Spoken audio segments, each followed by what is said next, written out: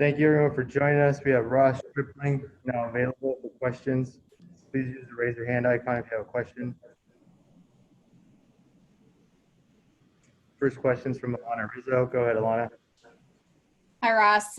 Just touching base with you about your opinion of yesterday and the emotions, the emotions of this game and this series. Yeah, I think it would be wishful thinking to think that we were just going to come in here and play 2 games and nothing combative to happen, such as last night. And Joe is a good candidate as anyone to stir something up, even though he wasn't on that 2017 team. You could tell he was as fired up as anyone. Correa was the guy to get out last night. He had a good game, so props to Joe for being able to bear down and throw a good pitch right there and get Correa out. And then the face that he made is one of the funnier things I've ever seen on a baseball field. And then obviously went viral on social media. And now we're all excited because we'll have new shirts to wear for BP and stuff like that. But, tension's running high for sure. But, we know with the protocols around, COVID-19, we're not going to go out there and actually put hands on each other or anything like that because you can't afford to have entire teams getting suspended and things like that. So, assuming last night is probably all that it'll be, now we'll try and take care of business on the field again with another W tonight and then get out of town. Is that something that can, not that you guys need any sort of unity with one another, but something that can unite a team? I mean, this isn't even a guy that had a beef with the Astros in 17, yet he's the one sending the message. Yeah, certainly. That's a good way to put it. I think that can definitely unite a team. We saw the last 2 games against San Francisco, not a lot of energy. Had a chance to win those games late, couldn't pull it off. But then obviously easy to get excited for the 2 games here. And then for something to happen like last night, definitely can bring a team together now moving forward into a big road trip. I mean, heck, when we get done with this road trip, it'll be a quarter into the season. So good test on this road trip for sure. So that was a good way to start last night. For you, Ross, as far as the process of your changeup and the progress of it, how's that played in for you, and will we see more of it in your outing coming up? Yeah, don't want to tip my hand too much. I've had issues with that in the past, tipping pitches ahead of time for sure. It's certainly when you feel like you add a weapon that's useful to your arsenal, you're definitely going to use it moving forward, especially someone or line up against the Diamondbacks that'll throw out a lot of lefties and a team that I've faced a lot before. Now to have a new weapon and a wrinkle to throw in there, certainly going to try and use it when I can to hitters that maybe haven't seen it before or whatnot. So definitely keep working on it, using the bullpens that I threw between outings, and now keep rocking it into this next start.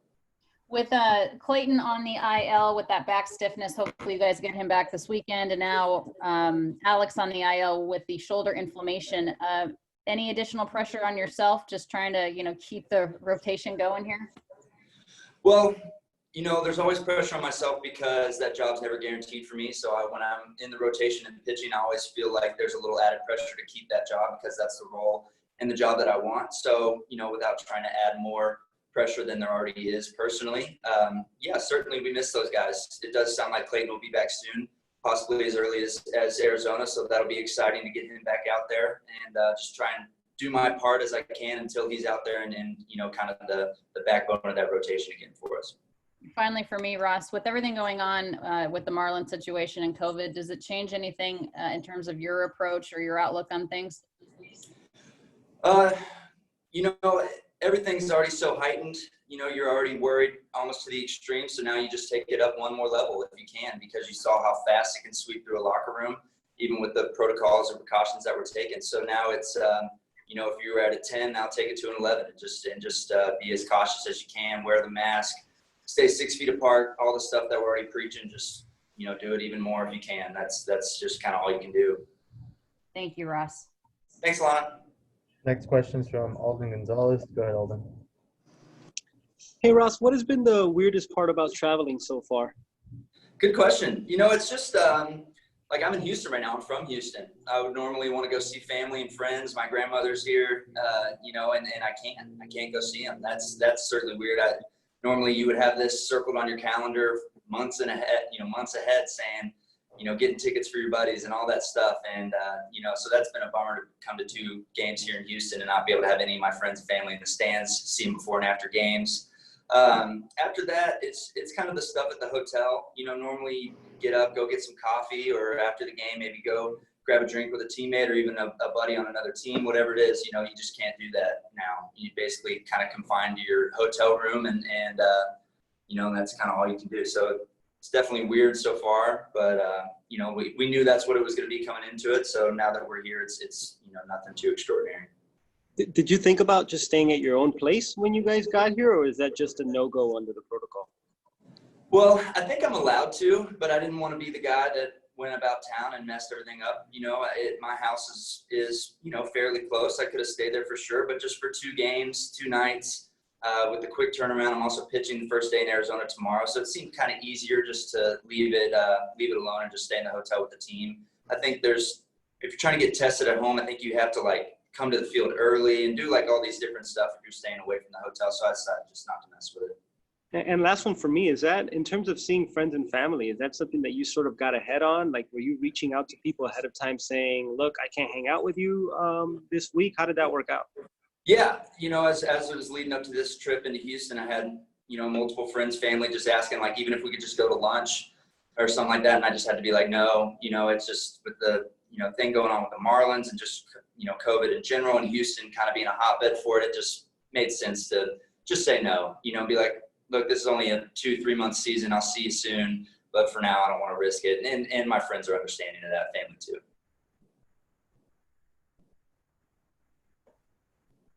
Next question is from Dave Vester. Go ahead, Dave. Hi, Ross. Hey, Dave. How'd you get roped into this? Oh, Juan, he finds us no matter what, just like you do. Hey, sometimes pitchers that are starting in a different city fly ahead of the team. Is that something that is not going to happen for you? Is that just something pitchers are going to have to wear this year? Well, we're certainly not going to fly commercial, so that would normally, I would probably have come in, got my work done and, took a Southwest flight to Arizona or something today to get in at a decent hour and get ready for the start tomorrow. You just can't risk that this year. I did think that maybe there would be some talk of me not coming to Houston at all, knowing that I wasn't going to pitch here no matter what, and I could easily just drive to Arizona from Los Angeles and then drive to San Diego or just join the team in general. But that never came up. No coach or front office guy came up to me. I remember, kind of mumbling it with Kershaw and other guys in the rotation. And I think this first road trip, we're just kind of feeling it out, seeing what the protocol is. But yeah, as far as taking a commercial flight ahead of time, that's definitely not going to happen. Russ, Dustin May's starting tonight. I was curious what has impressed you the most about seeing him on opening night, and can you tell a difference between what he was able to do last year and the maturity during one off season to this? Yeah, I think so. For one, you can tell how hard he worked. I feel like he came in 30 pounds stronger, and his first outing of summer camp, he was 99, so you could tell that he worked hard and earned a spot in that rotation. Obviously, you never want to see a guy like Clayton go down, but for Dustin to step in on opening day, man, that is no small feat, and he did it.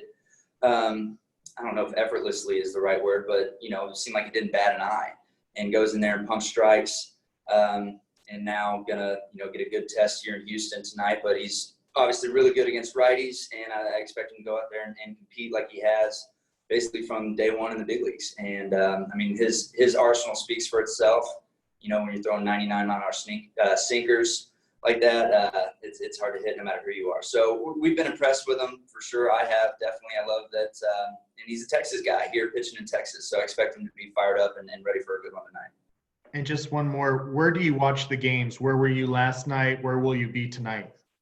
I wanted to go sit in the Crawford boxes, but they're full with fake people. I thought that would be a cool vantage point. I was half in the dugout, half just inside between the locker room, training room, all that kind of stuff. That's been the goofiest part of this whole thing is trying to figure out where to sit and watch the game, because you want to be out there and part of the team, but I think we can only have 17 in the dugout at a time. So when we're hitting, that's way more than 17. So you usually got to find a place. I might meander around the stands a little bit today, maybe go to Torchy's Tacos, see if they're serving anything up.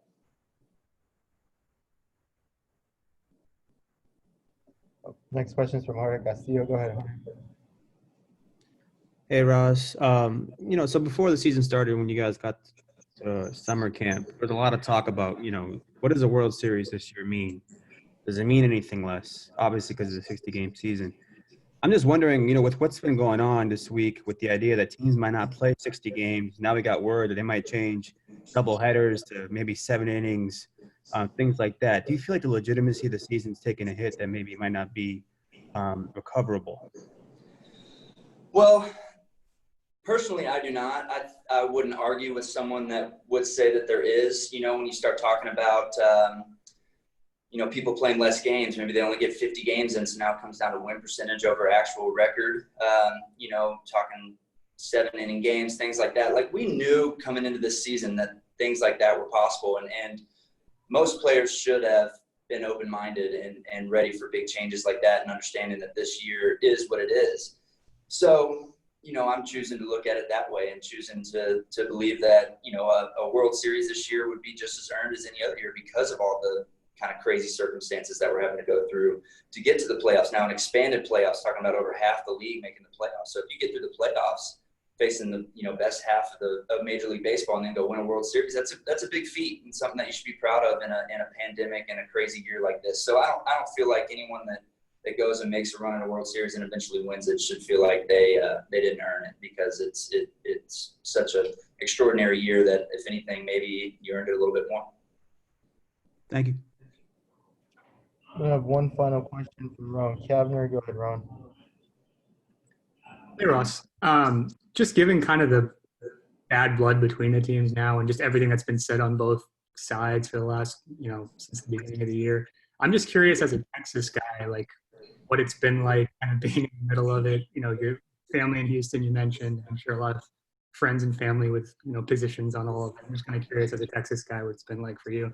Yeah, when the punishment came down on the Astros in the offseason, that was, a good day for me as far as baseball, but also a good day for me as a Texan, because I was kind of battling with friends and family this whole time and didn't necessarily understand maybe what the Astros were doing and how kind of crossing the line they were. And then for the sanctions to come down like they did, I feel like it opened their eyes. A lot of friends and family texted me like, I apologize, I didn't understand, or whatever. So like, that was kind of a good, like, eye-opening moment where, kind of cleared the air between myself and some friends. And from there, obviously you're disappointed because you are a Texan, and I grew up both a Rangers and an Astros fan. So for it to go down, because they did it the right way, right? They basically died for years. You got first-round picks. They lost their fan base. You could come to an Astro game for $3. And they built up the right way, and they made some good trades for Verlanders and the Coles and whoever, and they go win a World Series. And, like, that's cool. They did it the right way, and then for it to come down like that is disappointing. So definitely, as a Texan, you feel it probably a little bit more than most. Thanks, man. Thanks, Ross. Thanks, everybody. Yeah, thanks, guys.